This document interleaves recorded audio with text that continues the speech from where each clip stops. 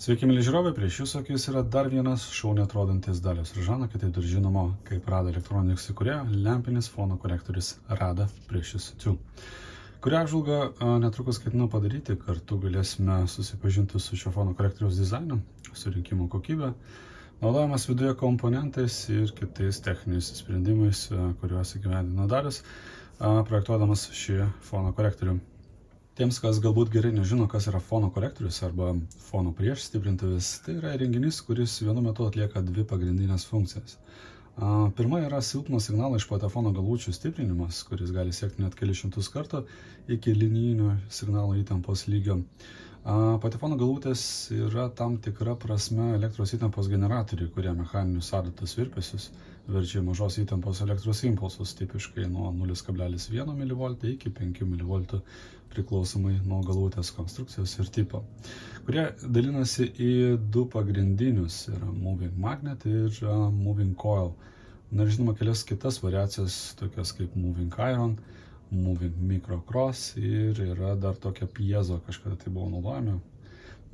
Tarp jų pačios populiariausias ir sąlyginai mažiau kainuojančios yra moving magnet tipo galvutės, kurios tipiškai turi didesnę galvutės generatoriaus išėjimo įtampą ir skaičiuojama yra sveikais milivoltais.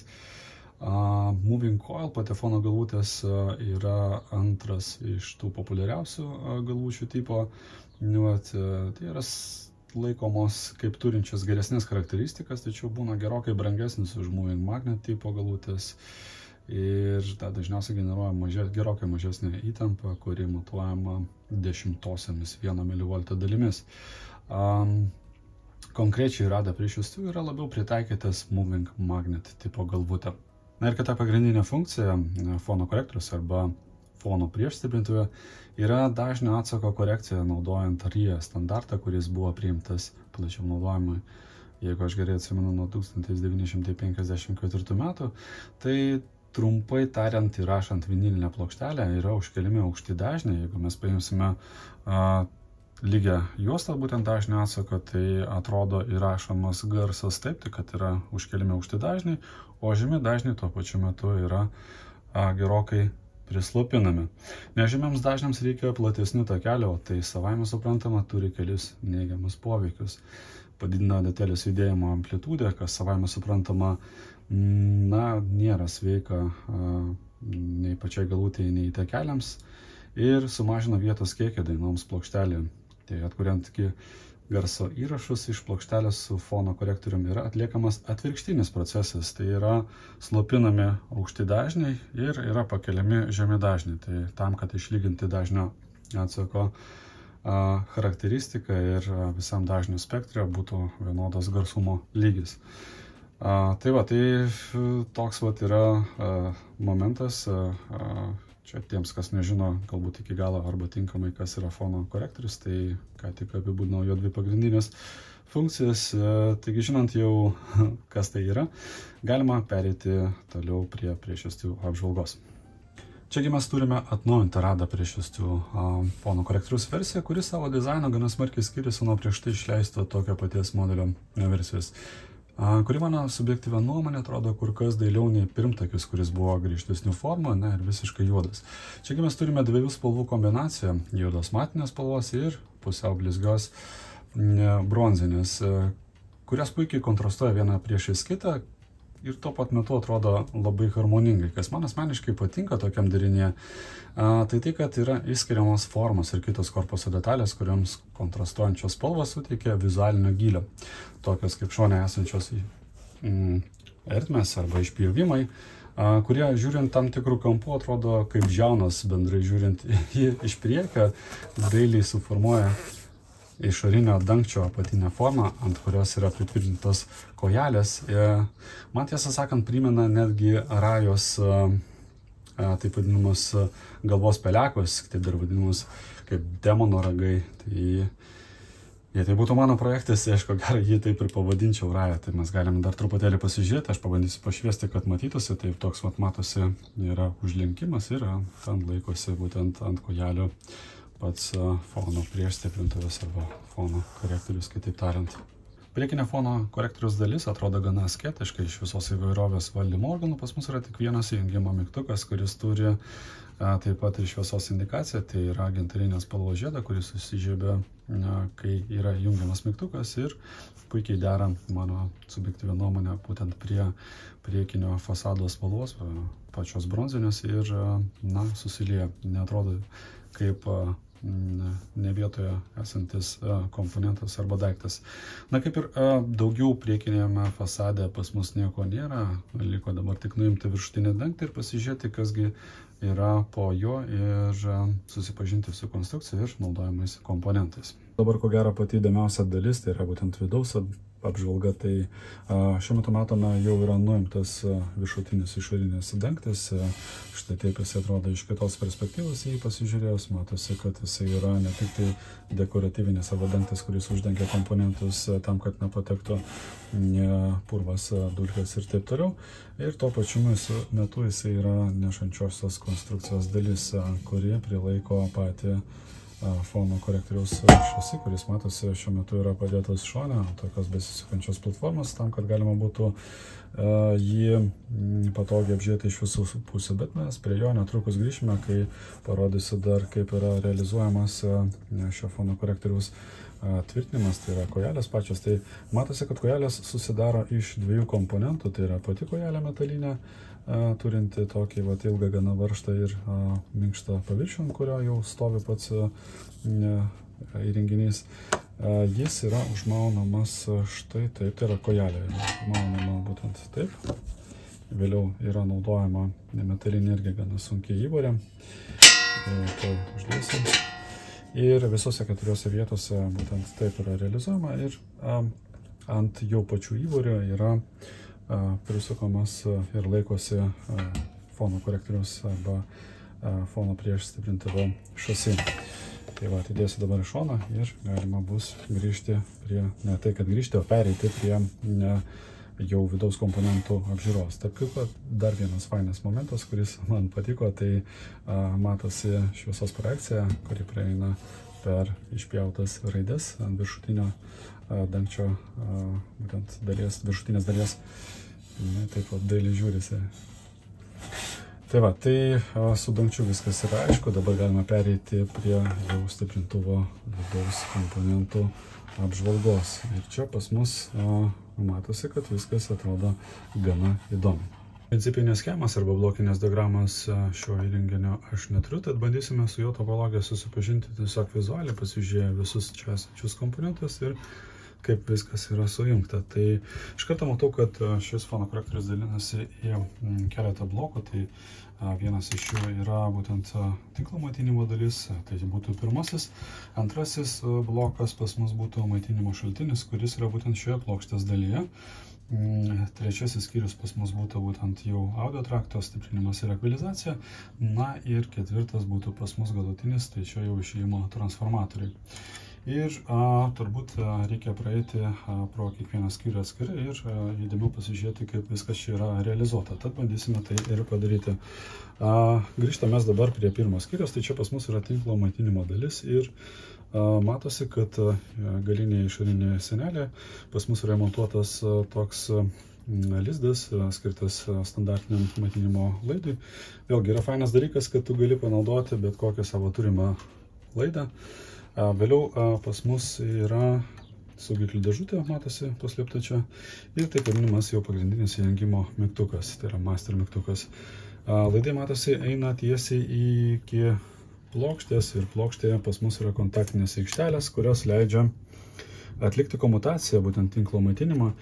Ir komutacijoje dalyvauja taip pat ir taip vadinamas standby mygtukas priekyje išsidėstęs, kurį paspaudus yra uždaroma grandinė, būtent tinklo pačio, ir jau tinklo srovė, tai yra 240 voltų, patenka vėliau į du čia esančius transformatorius, kurie, kaip matote, yra sumontuoti vertikalioje pozicijoje ir ant tokios sienelės, kuri atlieka ir ekranavimo vaidmenį.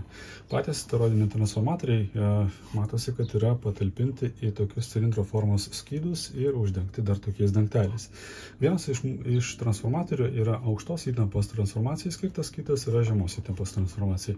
Tai atitinkamai anodai ir ne katodai, o pakaitinimai.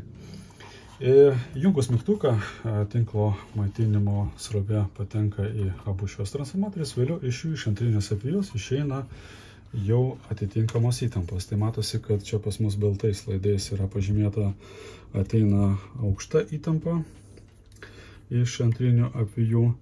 Mes matome čia du laidus ir po to matosi yra dar ir žemos įtampos ateinantis laidai. Tarp kitko vienas iš jų matosi yra panaudotas ir indikacijai. Tai yra išeina laidai, kurie patenka į šviesos diodą esantį ant pačio mygtuką, aišku, per rezistorių. Čia jisai yra patalpintas. Ir maitinimo šaltinis taip pat dalinasi į dvi dalis. Tai viena dalis pas mus yra aukštos įtampos reguliavimo, kita dalis pas mus yra žemos įtampos reguliavimo ir stabilizavimo, kur matosi yra naudojami keli diodiniai tilteliai. Matosi taip pat ir LM317 serijos maitinimo stabilizatoriai yra naudojami. Kiti komponentai, matosi elektrolitinių kondensatorių. Elektrolitiniai kondensatoriai šioje dalyje matosi yra naudojami bendros paskirties, nieko kažko super fancy nėra, būtent žemos įtampos filtravimo dalyje. Aukštos įtampos reguliavimo dalyje pas mus matosi irgi yra visa grupė surinkta, jeigu aš neklystu, čia bus turbūt tranzistoriai. Matosi taip pat MOSFETas patalpintas yra čia. Ir būtent aukštos įtampos filtravimui yra skirtas didesnis dėmesys ir mes matome čia kur kas geresnius komponentus. Tai čia naudojamas yra, matosi, vienas iš stambių tokių EPCOS elektrolitinių kondensatorių. Šalia jo yra ir Nippon Chemicon du elektrolitiniai kondensatoriai. Na ir taip pat keletą kitų komponentų. Tame tarpe matosi ir plevelinis kondensatorius, irgi aukštos įtampos čia yra panaudotas. Vienoje kitoje pusėje. Tai panašu, kad plokštė buvo atlikta revizija, tai yra buvo pakeisti komponentai, nes pagal markeravimą, tai yra pozicijos numerius ir tuo pačiu metu nominalo pavadinimą, pozicijos numerių nėra, čia tiesiog yra komponentų pačių nominalai surašyti, už ką norėčiau pagirti atskirai, nes yra smagu, kada ant pačios plokštės yra pažymėti komponentų pačių,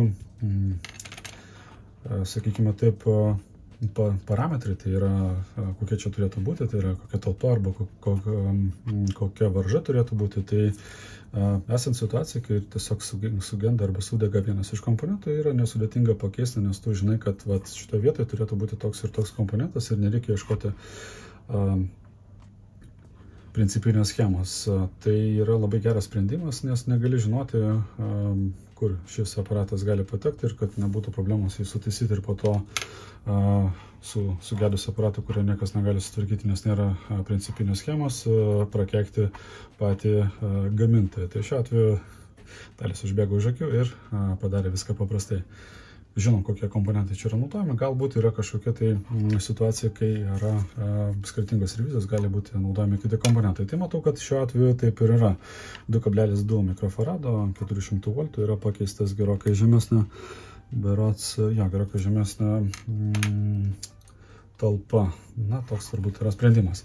Ką mes matome toliau? Mes dabar pereinam jau į audio trakto dalį ir pas mus matosi, čia yra įėjimo terminalai, kur išeina tokie laidai. Laidai patenka ant plokštės ir laidai čia šiaip nėra paprastai. Matosi, kad jie yra dar su papildomu ekranavimu. Tai yra, mes turime signalinis laidas ir yra jo groundas. Tai yra dvi gyslos, matosi raudona šiuo atveju ir juoda. Tai signalas patenka iki plokštės ir groundas yra sujungiamas su groundu. Taip pat sujungiamas kartu su skydu arba taip vadinamu ekraną, kuris yra fiksuojamas tik tai vienoje vietoje. Kitoje vietoje matosi, kad jisai neturi jokio fiksavimo, tai yra nėra prilituotas prie groundo pačio terminalo. Jisai tiesiog kabo ore ir daeina praktiškai iki pat čia esančio terminalo. Patekęs signalas iš jau patefono galvutės generatoriaus toliau yra sustiprinamas dviem pentodais 6AU6. Čia matos yra naudojami amerikietiški General Electric. Ir toliau matau aplinkui yra irgi labai geros kokybės kondensatoriai naudojami. Tai Elmas Silmik mes matome čia porelę. Elmas Silmik 2, jeigu tiksliau. Toliau yra Nichicon kondensatoriai. Viena ar kitoje pusėje viskas matosi, kad yra vienodai, tai yra vienam kanalui ir kitam kanalui išdėstyta simetriškai, kas yra irgi faina, nes esant situacijai, kai kažkas sugenda, yra paprasčiau tiesiog atlikti tą pačią patikrą arba diagnostiką ir nustatyti defekto priežastį, kai tu gali paimti tiesiog vieną tokį patį veidrodinį kanalo komponentų bazę ir jų dėka, sakykime taip, nustatyti kaip referenciją ir nustatyti defektą kitoje pusėje. Tai yra gerai. Toliau, ką mes matome dar iš elektrolitinių kondensatorių, matome, naudojame čia yra Nippon Chemicon 420 voltų 75 mikrofaradų reitinguoti. Toliau pas mus yra Nichicon Muse serijos, yra naudojami keli elektrolitiniai kondensatoriai. Na ir pabaigoje matau, čia stovi dar Jensen Audio Superior Z-Capas 1200 voltų DC 0,15 mikrofaradų su plius minus 2% paklaida. Viskas čia fainai. Ir matau, kad per patį vidurį, čia toj equalizerio dalyje, yra naudojami tokie, kaip čia pasakyti, sovietiniai kondensatoriai. Tai čia pas mus yra K71/7, čia man atrodo metalizuoti polipropileno kondensatoriai, kurie turi labai mažą paklaidą, tai yra tik tai plius minus 1%, tai yra gana tikslus komponentai. Ir jie čia turbūt yra ne šiaip savo aplamai. Tas pats rinkinys su skirtingais kondensatoriais irgi pasako apie tai, kad buvo parinkinėjami ne šiaip savo, kad surinkti schemą, o matyt buvo tiesiog atliekamas perklausos ir buvo parinkinėjami komponentai, kurie labiausiai atsiskleidžia būtent viena arba kitoj schemos dalyje. Šalia jos dar matosi dubliuoja, ne tik dubliuoja, bet papildo dar ir rifą mėlynos spalvos, irgi plėveliniai kondensatoriai. Lygia komponentai, ką aš dar matau čia. Matau dar ir rezistorius, kurie yra tarp 3 ir 5 W maždaug galingumo, čia 51 kOhm turbūt, jeigu aš neklystu. Taip pat matosi ant pačios plokštės, bet turbūt nelabai išės parodyti ant kameros, yra padarytas prapjovimas, kad oras pakankamai laisvai cirkuliuotų, tai yra plokštė neišdegtų, o iš jos apačios tiesiog praeitų oras ir taip vėsintų didelės galios būtent rezistorius apkrovos. Kas irgi labai fainas yra sprendimas. Ką mes toliau dar matome čia? Mes matome, kad pačiam išmetime pas mus jo signalo stovi 6N6P rusiška lempa, tai yra dvigubas triodas. Ir matosi, kad ant pačio baliono netgi yra raudonų dažų toksai žymėjimas, kas irgi pasako apie tai, kad komponentas greičiausiai yra iš tų atrinktųjų, nes kiek man yra tekę turėti būtent tokių lempų, tai su raudonais dažais pažymėtos lempos būdavo tokios, kaip sakyti, labiau atrinktos iš visos gausybės lempų, galbūt pagal savo parametrus, kad arčiau tų idealių parametrų būtų. Bendrai tai atrodo situacija taip. Silpnas signalas patekęs sustiprinamas su pentodais. Čia vienam kanalui ir kitam kanalui atskirai. Vėliau praeina jau ekvalizacija ir signalas, kuris praeina pro pasyvius komponentus, jis yra gerokai nuslopinamas ir jį vėl reikia sustiprinti, kad jau galima būtų atiduoti į išėjimą. Tai tam yra naudojama būtent jau galinė dalyje esanti lempa, kuri jau sustiprina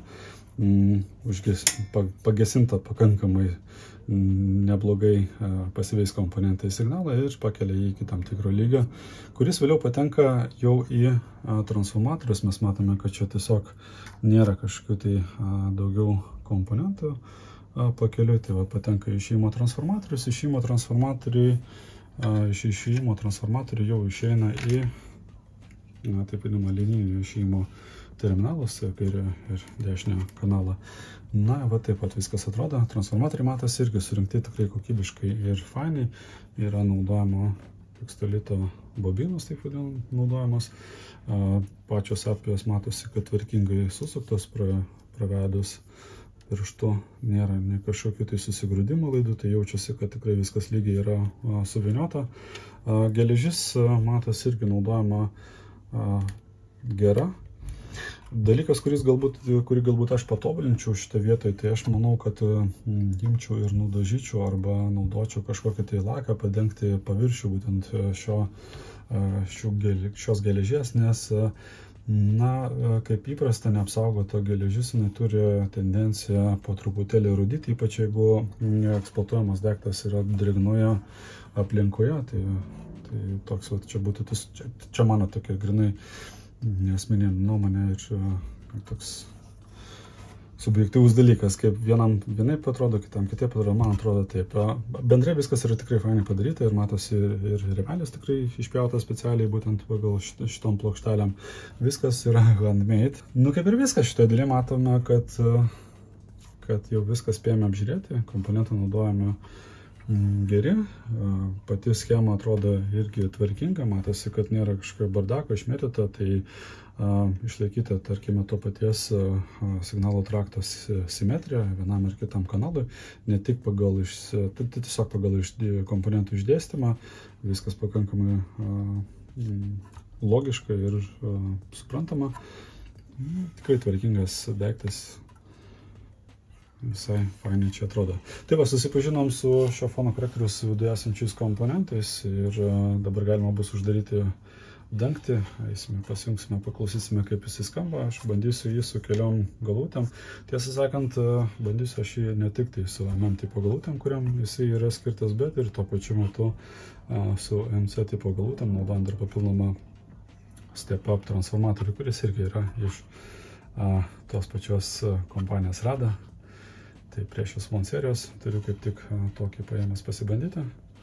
Tai bus įdomu susipažinti ir išgirsti, kaip skamba šis fono korektorius, kaip sakoma, jau išbandyti jį darbe. Fono korektorių spėjome apžiūrėti iš vidaus ir iš išorės, liko tik pasižiūrėti, kaip jis atrodo gale, ir gale pas mus yra toks vaizdas, gana sketiškas ir tuo pačiu metu labai intuityvus ir puikiai suprantamas. Tai pas mus vienoje pusėje matosi yra fono korektoriaus įėjimas, tai yra skirtas jau iš patefono galvučių pajungti laidams. Matosi, kad yra išnešti tokie du terminalai, per vidurį jų yra terminalas skirtas pajungti žeminimo laidų, tai fainas jis yra to, kad gali naudoti tiesiog laidą prisukti arba gali naudoti banantai palaidus. Pačios RC jungtis matosi, kad yra kokybiškos, nes turi tokius ir teflono intarpus ir taip pat yra biškiai ilgesnis, tai yra toks jų atstumas yra šiek tiek didesnis, tai vėlgi leidžia patogiau prijungti įvairiausius laidus.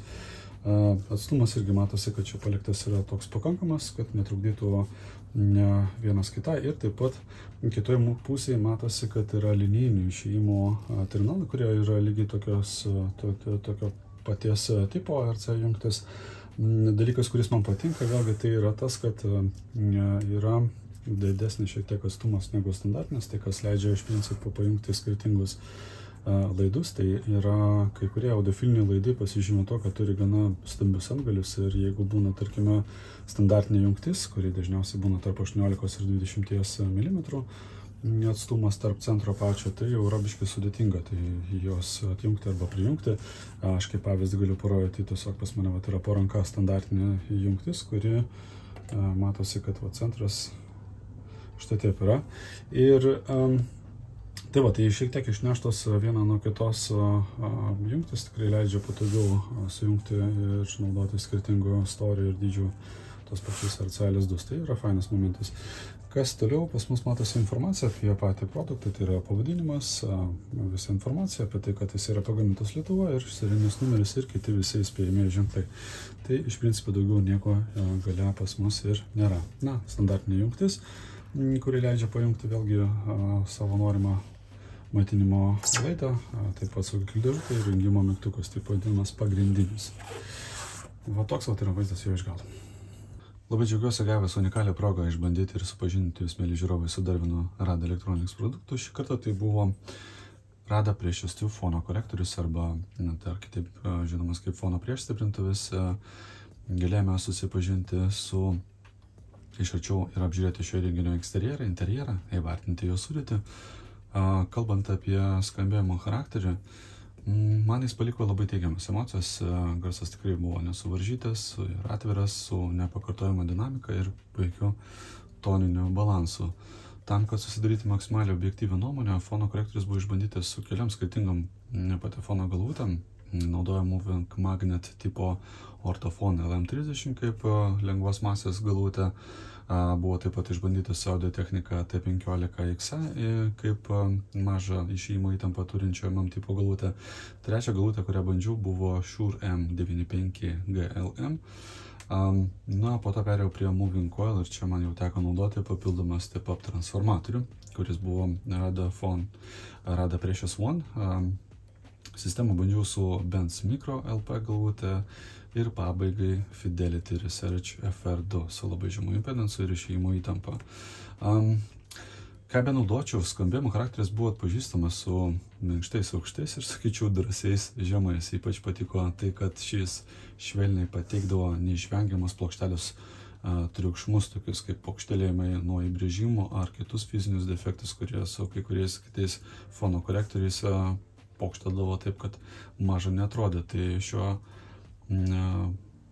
plokštelės fiziniai triukšmai arba trūkumai tikrai buvo girdimi gerokai mažiau ir galima būtų sakyti taip, kad likdavo kokiam trečiam plane, net ne antram, o trečiam.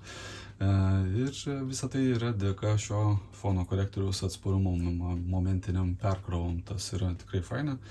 Garso takelius taip pat aš naudojau įvairius, tačiau stengiausi pasirinkti maksimaliai nepatogius atkūrimui, tai ir visokios irgi ir roko, ir elektronikos, ir tokių, kur nėra tik tai ten vienas kitas instrumentas ir vokalas, bet jau tokius biški sudėtingesnius.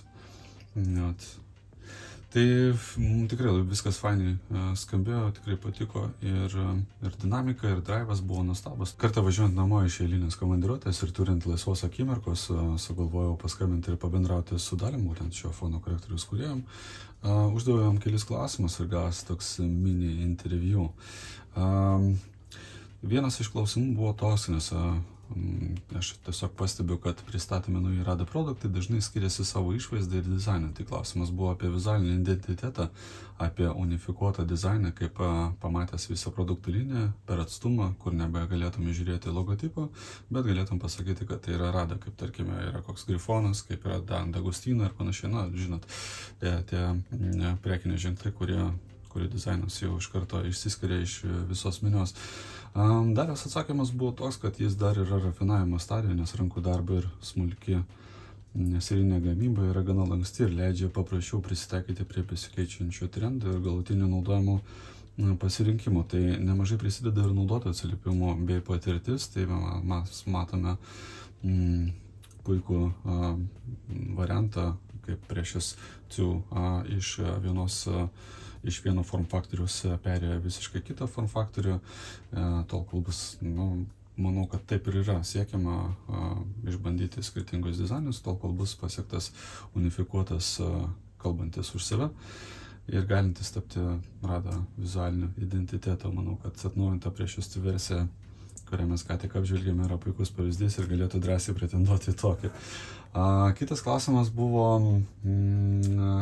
toks, kad kokia idėja stovėjo aplamai už šito būtent Precious 2 fono korektoriaus sukūrimą ir kuo jis yra ypatingas. Į ką gavau atsakymą, kad Precious 2 buvo sukurtas su tikslu pasiūlyti flagmaną Precious 1 skambėjimo charakterį, tačiau už prieinamesnę kainą, kuri yra 4 kartus mažesnė. Nepaisant to, kad tai yra 4 kartus mažesnė, vis tiek yra nemaža, nes Precious 1 bazinė kaina yra apie 7 000 eurų. Tikrai daug, bet ir elementinė bazė ten jau yra kito lygio su sidabriniais transformatoriais ir kitais prabangiais komponentais. Tai čia mes matome jau kuklesnę gerokai elementinę bazę, be visokių tauriųjų metalų sudėtyje ir taip toliau. Tačiau ji nėra prasta. Žinoma, jis nepasieks to, ką gali pasiūlyti Precious 1, bet susipažinti su charakteriu leis. Būtent tokia yra jo ir pagrindinė misija. Bendrai kalbant apie situacija su mūsų, sakykime taip, lietuviškos audio technikos aksesuario akustinių sistemų kūrėjo produktais ir produkcija. Tikrai labai žaviuosi aš vietinės gamybos produktais. Gal dėl to, kad man jie tiesiog sukelia didesnį emocinį ryšį, pagarbą, o dar tai, kad yra galimybė individualiai pabendrauti ir netgi susidraugauti su kiekvienu kūrėju asmeniškai, man tai yra dar vienas didelis pliusas ir visą tai labai vertinu. Tai šį kartą tiek, ačiū, kad žiūrėjote, iki kito karto, iki sekančios serviso istorijos arba dar vieno įdomus aparato apžvalgos. Kol kas tiek ir iki.